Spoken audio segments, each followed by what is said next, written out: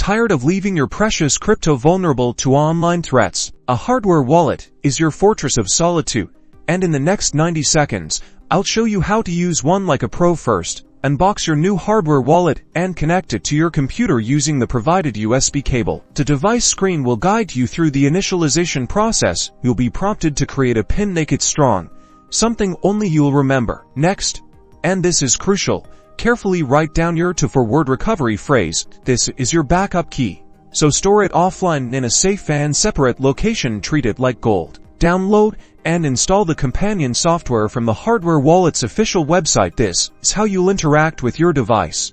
Open the software and navigate to the Receive section. Select the cryptocurrency you want to manage, and the software will generate a unique address for you. To send crypto, enter the recipient's address and the amount you want to send within the software. Your hardware wallet will then prompt you to verify the transaction details on its screen before confirming it. Always keep your device's firmware updated. The companion software will usually notify you when an update is available. Follow the instructions carefully to ensure your device remains secure. And that's it.